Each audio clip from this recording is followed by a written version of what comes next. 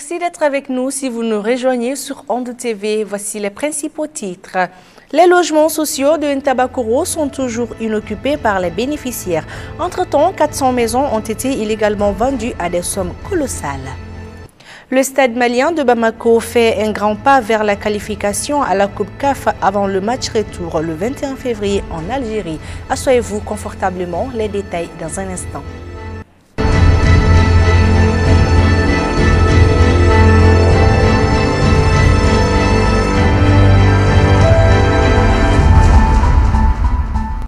Nous sommes lundi 15 février 2021. Mesdames et messieurs, une fois de plus, soyez les bienvenus dans cette édition. Pour le retour de la paix au Mali, il est important de mettre en œuvre des réformes structurelles selon certaines personnes, précisément celles du Nord. Sur ce, le gouvernement et la coordination du mouvement Azawad doivent se retrouver autour de la table de discussion pour trouver un accord. Boubacar Bokoum, un analyste politique, donne son point de vue au micro d'Aminata Koumaré et Aboubacar Traoré. Je ne pense pas qu'il y ait eu une discorde entre la SEMA et le gouvernement. C'est quoi cette discorde? Je n'en vois pas en réalité. On est dans le processus de l'application de l'accord et puis les interprétations peuvent être diverses. Donc je pense que c'est juste un cadre d'échange. On n'est pas obligé d'avoir la même posture, la même interprétation des différents textes. Je ne perçois même pas ce que vous appelez discorde entre la SEMA et la partie prenante qui est l'État. Je ne vois pas de discorde parce que l'accord est signé et il est clair que l'accord doit être appliqué. Maintenant, dans quelle modalité d'application cela va être fait, ça c'est une chose. Et dans cet accord, nous avons quand même certains principes fondamentaux qu'il faut rappeler, que dans le préambule de cet accord, il est acté que l'État du Mali est indivisible, c'est une république laïque. Donc, de ce postulat, tout le reste qui découle de ça ne sont que des déclinaisons du concept de la décentralisation. L'article 65 est là pour nous dire que nous devons nous mettre d'accord sur les principes essentiels. Ça veut dire que si nous avons une interprétation diverse de certaines parties de l'accord, il faut se remettre ensemble et en parler et trouver un cadre de consensus à travers le chef de file de la médiation. Aujourd'hui, il est important que les uns et les autres s'inscrivent dans la bonne compréhension de l'accord. La paix, je pense que plus ou moins entre nous Maliens, la paix elle est plus ou moins là parce qu'on se parle. Il y a déjà quelques ministres qui ont rendu visite à nos frères du Nord. Donc entre nous, je pense que grosso modo ça va. Mais la paix, il faut la définir autrement. Parce qu'il s'agit en réalité de l'insécurité qui n'est pas due forcément à ce mouvement qui à l'origine était un mouvement indépendantiste. Donc du MLNA a évolué aujourd'hui pour donner une autre configuration dans laquelle tout le monde respecte plus ou moins à minima l'accord parce que nous ne sommes plus en situation de belligérance avec la SEMA et les autres. Donc je pense que les différentes autorités doivent travailler dans ce sens-là et je pense que l'amorce est là parce que le fait qu'il y ait eu des ministres à Kidal montre à suffisance que effectivement le dialogue n'est pas rompu. Le fait qu'il y ait des membres de la SEMA et de la plateforme dans le gouvernement prouve aussi à suffisance que le dialogue n'est pas rompu. Donc je pense que des insatisfactions peuvent avoir lieu, mais dans le fond, je pense que on a le minima, le cadre de dialogue, le cadre d'échange pour faire avancer cet accord. La fondation Aïchata Taba Coulibaly a remis un don aux orphelins et veuves des soldats tombés sur le champ de l'honneur. La cérémonie de remise s'est tenue au sein de l'État de l'armée de l'air. Ibrahim Assou pour le reportage avec la voix de Ramatou Haïdara. Le don était composé d'une part du riz et du mil destinés aux veuves, d'autre part des kits scolaires pour les orphelins et d'une enveloppe symbolique. Cette donation vise à apporter assistance à toutes ces femmes qui ont perdu leur mari sur le front et qui ont des difficultés à prendre en charge leurs enfants.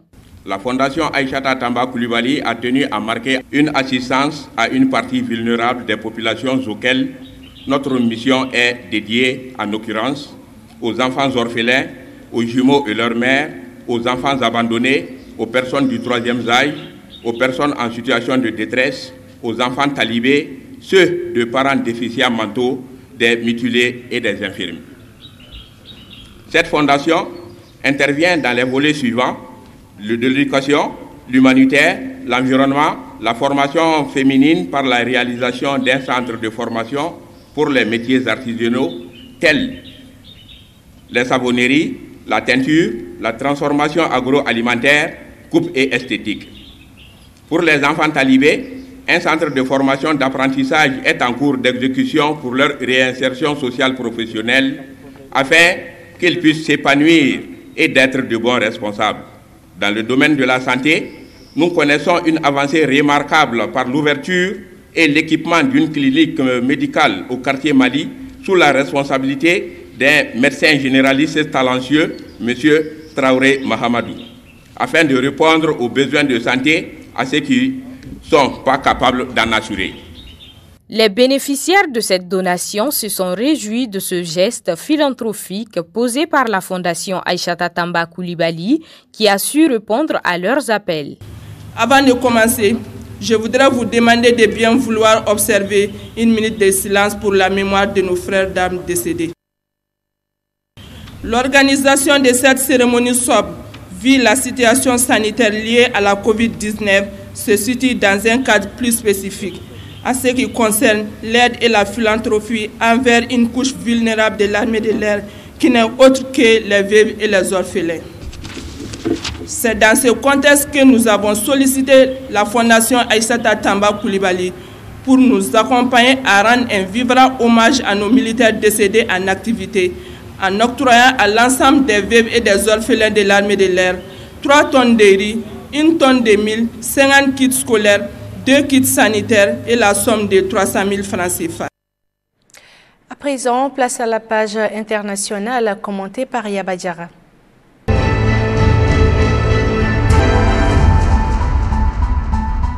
En Guinée, l'apparition de nouveaux cas d'Ebola préoccupe les autorités. En Guinée, près de 5 ans après la fin de l'épidémie d'Ebola qui avait fait plus de 11 000 morts entre 2013 et 2016, le virus refait surface. 7 cas ont été confirmés dans le sud du pays, dont 3 décès. Une réunion d'urgence a eu lieu à Conakry dans la matinée de ce dimanche 14 février. La réunion s'est tenue en présence du ministre de la Santé de l'Agence nationale de sécurité sanitaire, ANSS, l'Institut national de santé publique ainsi que les partenaires, à savoir les Nations Unies, l'OMS, MSF, Alima, le CDC, la Croix-Rouge et autres. La Guinée est en situation d'épidémie d'Ebola, a déclaré le docteur Sakouba Keïta, directeur de ANSS.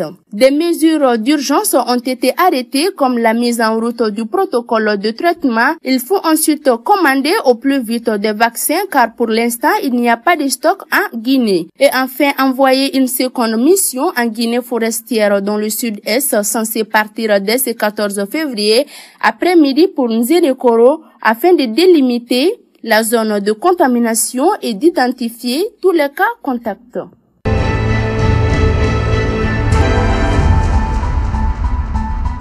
Au Sénégal, le Covid-19 face à l'urgence, le Sénégal va commander les 5 principaux vaccins du marché. Le comité consultatif pour la vaccination au Sénégal a donné son feu vert pour différents vaccins homologués. Dans l'immédiat, des doses de vaccins AstraZeneca et Sinopharm seront réceptionnées fin février avec un ciblage prioritaire pour les bénéficiaires. Il s'agit des vaccins Moderna, Pfizer-BioNTech, AstraZeneca, Sputnik V et Sinopharm homologués par les scientifiques. La grande équation reste la disponibilité des doses.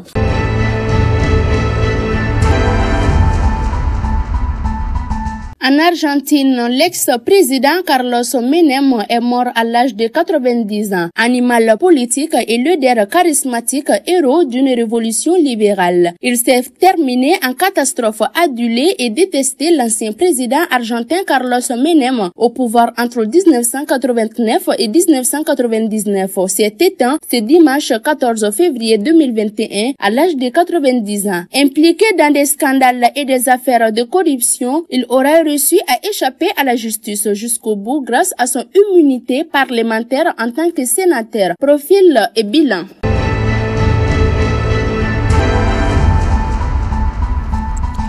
Le stade malien de Bamako a affronté hier au stade du 26 mars JS Kabylie d'Algérie lors de la première manche du barrage de la qualification à la Coupe de la Confédération africaine de football. Lors de cette confrontation, les Blancs de Bamako ont pris un petit avantage au score avant le match retour en s'imposant par 2-1. Un compte rendu de Sékou Diarra avec la voix de Mamadou Sékou Traoré.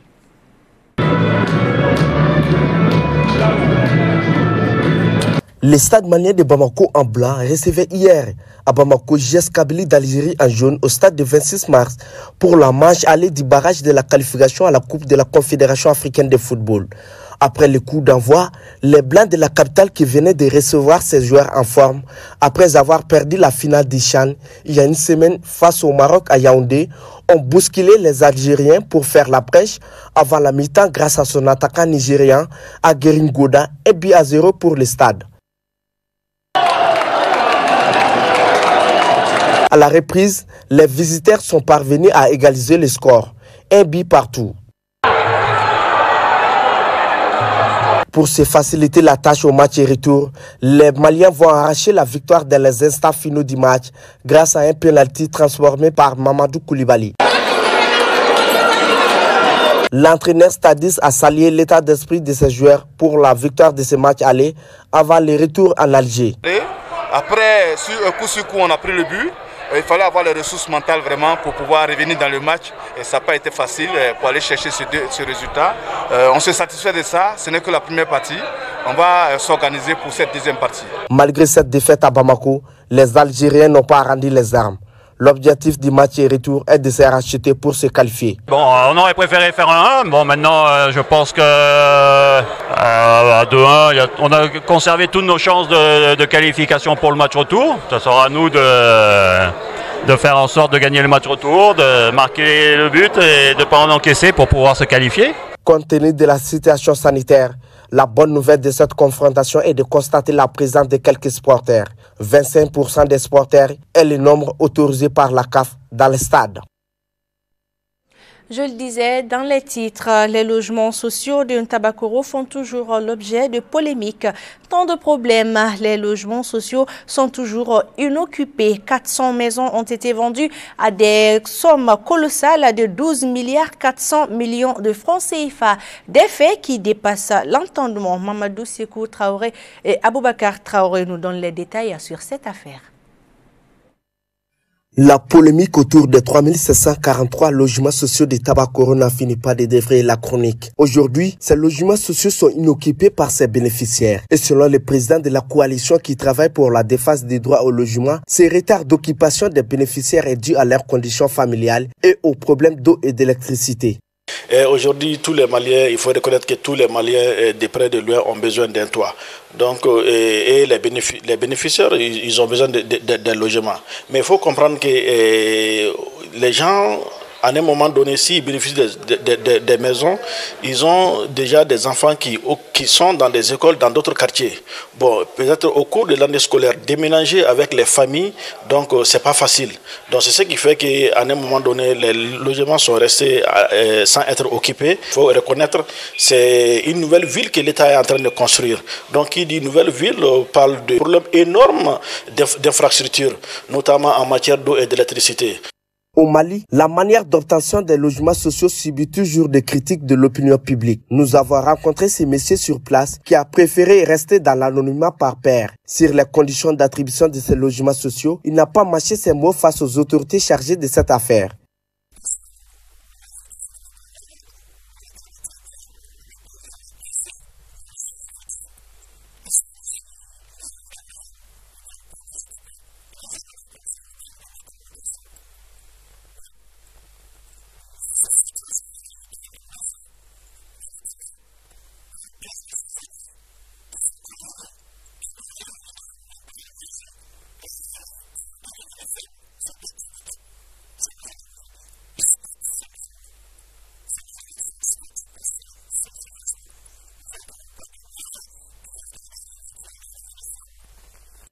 Entre-temps, certains individus l'ont habité illégalement. L'Office malien de l'habitat a fait un communiqué qui exigeait aux occupants illicites de quitter les maisons sans délai, un ultimatum bien respecté. Certains ont profité pour les occuper, notamment à la base c'était quelques familles, mais à la base c'est des personnes, si je ne vais pas trop abuser, appeler des vagabonds et des bandits qui à la base occupaient ces maisons. Et Dieu merci, par la vigilance des autorités maliennes, notamment l'Office malien de l'habitat, donc ces gens-là ont été sommés toutes de quitter les maisons. Et aujourd'hui, les logements sociaux, à ce que nous sachions, ont été libérés de ces occupants illicites. La façon d'attribution des logements sociaux est dénoncée comme la corruption par beaucoup de Maliens, comme cet homme. Tu sais, au Mali, c'est la corruption. Hein? C'est la corruption. On dit de donner ça aux nécessités, les plus nécessités. Mais il s'est trouvé que à la distribution, on voit que ce ne sont pas ces pauvres-là qui ont bénéficié de ces maisons-là. Les riches vont aller payer l'argent pour corrompre depuis le sommet pour avoir ces maisons-là. Ces logements-là ne sont pas distribués dans les conditions déterminées par les lois, par les règlements. Je ne suis pas d'accord parce que c'est du n'importe quoi. C'est du n'importe quoi. Les conditions ne sont pas respectées. Un cri de cœur que je lance aux autorités maliennes et à l'État malien, vraiment de voir et revoir encore, vraiment d'avoir pitié de ces pauvres-là. Si on a dit que ces logements-là sont construits pour ces pauvres-là, vraiment ils n'ont qu'à respecter les cahiers de charges, quoi. Diminuer la souffrance des pauvres, combattre même la pauvreté. Hein? Il ne faut pas aller donner ce logement-là à des gens qui ont les moyens. Ils n'ont même pas besoin de ça. C'est ça qui a fait qu'il y a eu beaucoup de gens qui ont squatté ces maisons-là. Hein? Parce que l'État a failli, et donc ces logements ne sont pas distribués dans les bonnes conditions. Cette accusation semblerait nous dire quelque chose, car 400 logements sociaux F4 ont été vendus plus de 12 milliards 400 millions de francs CFA, comme nous souligne l'Organisation de défense des droits aux logements sociaux du Mali. Nous, Organisation de défense des droits au logement, vu l'article 2 du décret toujours 0351 du 8 mai 2015 qui stipule que le logement social est un programme gouvernemental qui vise à faciliter l'accès aux couches les plus faibles, qui veut dire quoi? Qui veut dire que l'État du Mali ne devait pas prendre cette décision, la décision de vendre les logements. Donc aujourd'hui, nous, organisation, notre position elle est très claire. La vente des logements en République du Mali est une violation des textes. Il faut être clair. C'est une violation pure et simple des textes. Car si vous voyez un peu aujourd'hui le nombre de demandes en logement, et voir que on arrive aujourd'hui à vendre des logements F4 à 31 500 000, nous estimons que il y a eu un abus de pouvoir quelque part. On n'aurait dû pas vendre des logements. Donc nous, organisation, on l'a dit, il y aura, c'est quoi, des constats ont été faits par nos contrôleurs pour voir très rapidement qui sont à la base de la vente de ces logements. Parce que vu que on ne doit pas vendre des logements, ces logements sociaux, et que nous avons appris qu'il y a 400 logements qui ont été vendus à 31 500 000.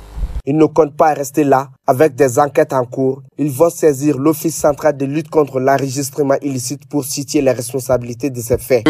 Vu qu'au Mali, nous avons déjà un service d'enregistrement illicite, au niveau de l'Organisation de défense des droits au logement, nous avons pris des dispositions et des enquêtes sont en cours pour voir ceux qui ont acheté ce logement. Des enquêtes seront ouvertes pour voir comment ces bénéficiaires, ces gens qui ont acheté ces logements F4, c'est des enquêtes qui seront en cours pour voir comment ils ont eu ce logement et déposer une plainte au niveau de l'OCLE pour demander également au niveau de l'enrichissement illicite tout ce qui s'ensuit, ou bien soit purement et simplement annuler la vente de ce logement.